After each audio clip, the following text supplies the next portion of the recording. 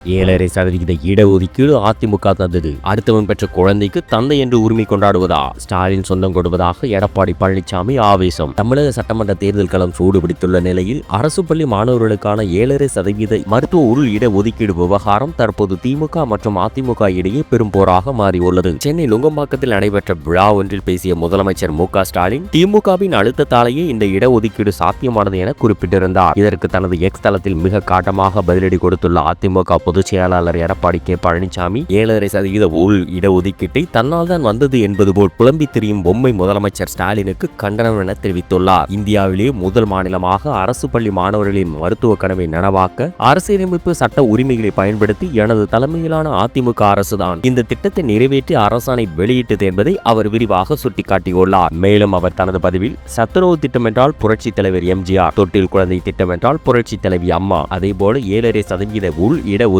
என்றால் அது எனது தலைமையிலான அதிமுக அரசு என்பது ஊரிருந்த உண்மை. அடுத்தவன் பெற்ற குழந்தையை தனது குழந்தை என்று சொந்தம் கொண்டாடும் புத்தி ஸ்டாலினுக்கு உள்ளது என தனிப்பட்ட ரீதியில் கடுமையாக விமர்சனங்களை முன்வைத்துள்ளார். தமிழகத்தை 5 லட்சம் கோடி ரூபாய்க்கு கடன்கார மாநிலமாக மாற்றிவிட்டு தேர்தல் நடக்கும் நேரத்தில் நிதி ஒதுக்கீடு செய்யாமலே பல திட்டங்களுக்கு அடிக்கல் நாட்டி விளம்பரம் தேடுவதாகவும் இது மக்களை ஏமாற்றும் செயல் என்றும் அவர் குற்றம் சாட்டியுள்ளார். பொய்யாலும் விளம்பரத்தாலும் உயர்ந்தவர்களின் வாழ்க்கை நிலைக்காது என்பதை ஸ்டாலின் உணரும் காலம் வெகு தொலைவில் இல்லை என எச்சரித்துள்ள எடப்பாடி பழனிசாமி இதுபோன்ற பொய்களை கட்டமைப்பதை உடனடியாக நிறுத்திக் கொள்ள வேண்டும் என்றும் அவர் வலியுறுத்தியுள்ளார். இனி விசில் சத்தம் கேட்கக்கூடாது. தமிழக அரசியலில் வெடிக்கும் விசில் போர். தமிழக சட்டமன்ற தேர்தல் களம் சூடுபிடித்துள்ள நிலையில் நடிகர் விஜயின் தமிழக வெற்றி கழகத்திற்கு விசில் சின்னத்தை இந்திய தேர்தல் ஆணையம் சமீபத்தில் ஒதுக்கியுள்ளது. இந்த சின்னம் ஒதுக்கப்பட்டதிலிருந்து தமிழக அரசியலில் விசில் தொடர்பான விவாதங்கள் அதிகரித்து வரும் நிலையில் சிவகங்கையில் ஒரு பரபரப்பான சம்பவம் நிகழ்ந்துள்ளது. சிவகங்கை நகராட்சியின் 21வது வார்டு திமுக கவுன்சிலராக உள்ள அயூப் கான் நேற்று காலையில் தனது வார்டு பகுதியில் குப்பை சேகரிக்க சென்ற தூய்மை பணியாளர்களை அழைத்து எச்சரித்ததாக தெரிய வருகிறது.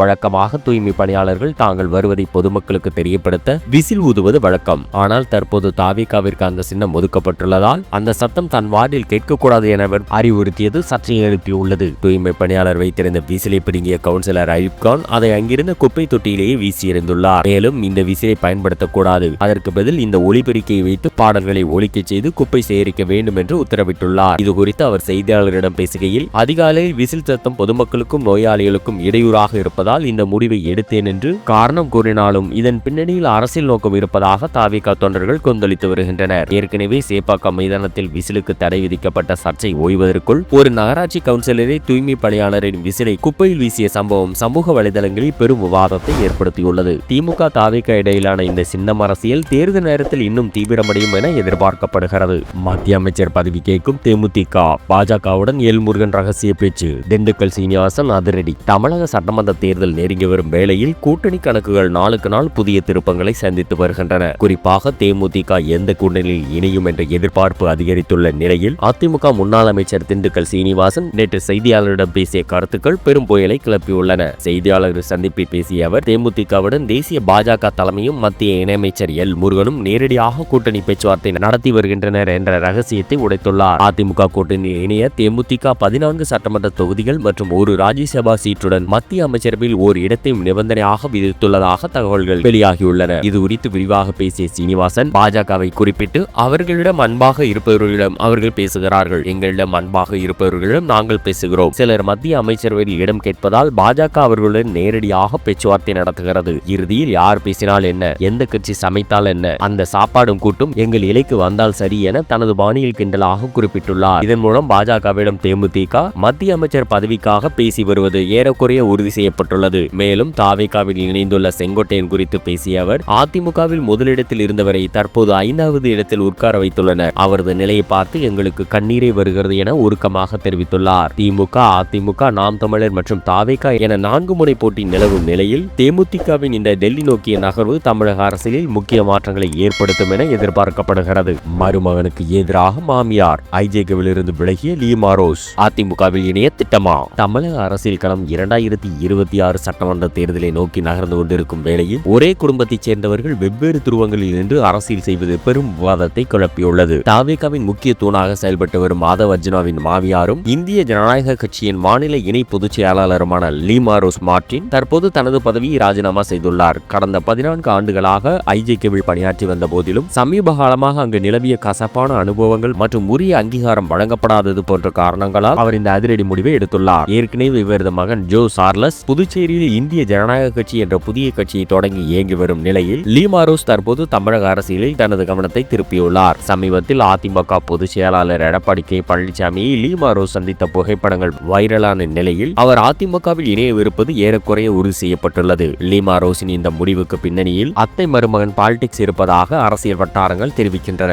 அதாவது தாவேகாவில் முக்கிய முடிவுகளை எடுக்கும் அதிகாரத்தில் இருக்கும் மருமகன் ஆதவ் அர்ஜுனாவின் செயல்பாடுகளில் லீமாரோஸ் அதிருப்தியில் இருந்ததாகவும் அவரை எதிர்த்து அரசியலில் களம் காணவே பலம் வாய்ந்த அதிமுகவை அவர் தேர்ந்தெடுத்துள்ளதாகவும் சொல்லப்படுகிறது. குறிப்பாக ராமநாதபுரம் மாவட்டம் திருவாடனை தொகுதியில் அதிமுக சார்பில் போட்டியிட அவர் தரப்பில் விருப்ப மனு தாக்கல் செய்யப்பட்டுள்ளதாக வெளியாகி இருக்கும் தகவல்கள் அவரது நீண்டகால திட்டத்தை உறுதிப்படுத்துகின்றன. தனது பொருளாதார பலத்தை பயன்படுத்தி தேர்தல் அரசியலில் ஒரு முத்திரை பதிக்க துடிக்கும் லீமாரோஸின் வருகை அதிமுகவிற்கும் ஒரு கூடுதல் பலமாக அமையும் என எதிர்பார்க்கப்படுகிறது. சீமான் அதிரடி கைது, மகளிர் திட்ட பணியாளர்கள் போராட்டத்தில் பரபரப்பு, போலீசாருடன் கடும் வாக்குவாதம். சென்னையில் உச்சகட்ட பரபரப்பு. சென்னை வள்ளுவர் கோட்டம் அருகே இன்று தமிழ்நாடு மாநில ஊரக வாழ்வாதார இயக்க அனைத்து பணியாளர்கள் சங்கம் சார்பில் கோரிக்கை முழக்க போராட்டம் நடைபெற்றது. 10 ஆண்டுகளுக்கு மேலாக பணியாற்றும் ஊரக மற்றும் நகர்ப்புற மகளிர் திட்ட பணியாளர்களுக்கு ஊதிய உயர்வு வழங்க வேண்டும், தேர்வு செய்யப்பட்ட பணியாளர்களை அங்கீகரித்து அவர்களை காலமுறை ஊதியத்தின் கீழ் நிரந்தரப்படுத்த வேண்டும் போன்ற வாழ்வாதார கோரிக்கைகளை வலியுறுத்தி இந்த போராட்டம் முன்னெடுக்கப்பட்டது. இதில் ஆயிரக்கணக்கான பணியாளர்கள் பங்கேற்று தங்களது உரிமை குரல்களை எழுப்பினர். இந்த சூழலில் போராட்டத்திற்கு நேரில் சென்று ஆதரவு தெரிவிக்க நாம் தமிழர் கட்சியின் தலைமை ஒருங்கிணைப்பாளர் சீமான் அங்கு வந்தார். அப்போது போராட்டக்காரர்களை சந்திக்க சீமானுக்கு அங்கிருந்த போலீசார் கடும் எதிர்ப்பு தெரிவித்து அனுமதி மறுத்தனர். மக்களின் அடிப்படை உரிமைக்காக போராடுபவர்களை சந்திப்பதில் என்ன தடை என்று போலீசாருடன் சீமான் ஆவேசமாக வாக்குவாதத்தில் ஈடுபட்டார். இதனால் அந்த பகுதியில் பெரும் பரபரப்பு நிலவியது. இதனையடுத்து போராட்டத்தில் ஈடுபட்ட பணியாளர்களையும் அவர்களுக்கு ஆதரவாக குரல் கொடுத்த சீமானையும் போலீசார் அதிரடியாக கைது செய்தனர். கைது செய்யப்பட்ட சீமான் அருகில் உள்ள மண்டபத்தில் சில மணி நேரம் தடுப்பு காவலில் வைக்கப்பட்டு பின்னர் மாலை வேளையில் விடுதலை செய்யப்பட்டார். தேர்தல் நெருங்கும் வேளையில் அரசு பணியாளர்களின் கோரிக்கைகளுக்காக சீமான் களமிறங்கியதும் அவர் கைது செய்யப்பட்டதும் அரசியல் வட்டாரத்தில் சலசலப்பை ஏற்படுத்தியுள்ளது.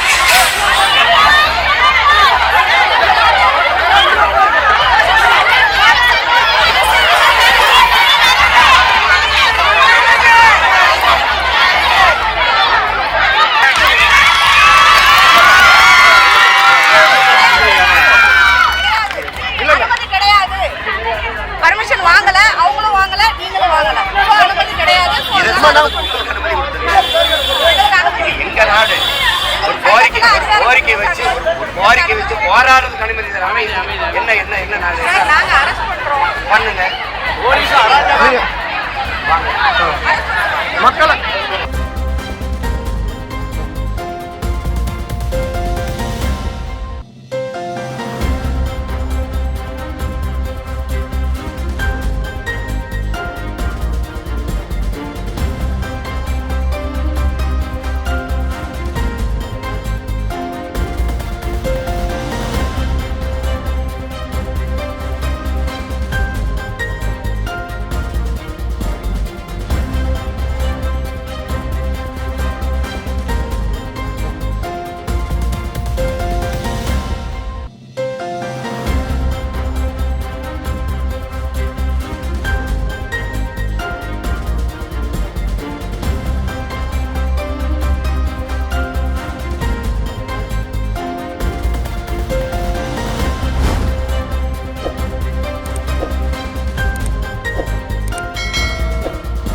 ஆட்சியில் பங்கு தமிழ்நாட்டிற்கு ஒத்து வராது. காங்கிரசுக்கு முதல்வர் ஸ்டாலின் நோ சொன்ன பின்னணி. தமிழக சட்டமன்ற தேர்தல் நெருங்கும் வேளையில் திமுக கூட்டணியில் உள்ள காங்கிரஸ் உள்ளிட்ட கட்சிகள் ஆட்சியில் பங்கு கோரிக்கையை முன்வைத்து வருகின்றன. இந்நிலையில் சென்னையில் இன்று நடைபெற்ற இந்தியா டுடே கருத்தரங்கில் பங்கேற்ற முதலமைச்சர் மு.க. ஸ்டாலின் இந்த கோரிக்கைக்கு மிக தெளிவான முற்றுப்புள்ளி வைத்துள்ளார். கூட்டணியில் முறிவு ஏற்படுத்தவே சிலர் ஆட்சியில் பங்கு என்பதை திட்டமிட்டு பரப்புகின்றனர். ஆனால் ஆட்சியில் பங்கு என்பது தமிழ்நாட்டு அரசியலுக்கு ஒத்து வராது என்பது காங்கிரசுக்கும் நன்றாக தெரியும் என அவர் திட்டவட்டமாக கூறியுள்ளார். 2021 2021 தேர்தலை விட 2026 தேர்தல் தங்களுக்கு எளிதாக இருக்கும் என்றும் திமுக அரசின் சாதனைகளே வெற்றியை தேடித்தரும் என்றும் அவர் நம்பிக்கை தெரிவித்துள்ளார். மத்திய பட்ஜெட்டில் தமிழகத்திற்கு 0 நிதி ஒதுக்கப்பட்டதை சுட்டிக்காட்டிய அவர் தேர்தலில் பாஜகவிற்கு மக்கள் 0 தான் தருவார்கள் என விமர்சித்தார். பாஜகவின் டபுள் என்ஜின் முழக்கத்தை தாக்கி பேசிய அவர் அது உண்மையில் ஒரு டப்பா என்ஜின் என எள்ளி நகையாடினார். ராகுல் காந்தி குறித்து பேசுகையில் அரசியலை தாண்டி அவரை ஒரு சகோதரராகவே பார்க்கிறேன். திமுக காங்கிரஸ் கூட்டணி இணக்கமாக தொடரும் என்றார். அரசியலில் தனது சுறுசுறுப்பிற்கு தந்தை கலைஞரிடம் கற்ற உழைப்புதான் காரணம் என்றும் அதையே தனது மகன் உதயநிதிக்கும் போதிப்பதாக அவர் நிகழ்ச்சியுடன் குறிப்பிட்டுள்ளார். ஆட்சியில் பங்கு என்ற பேச்சுக்கு இடமில்லை என்ற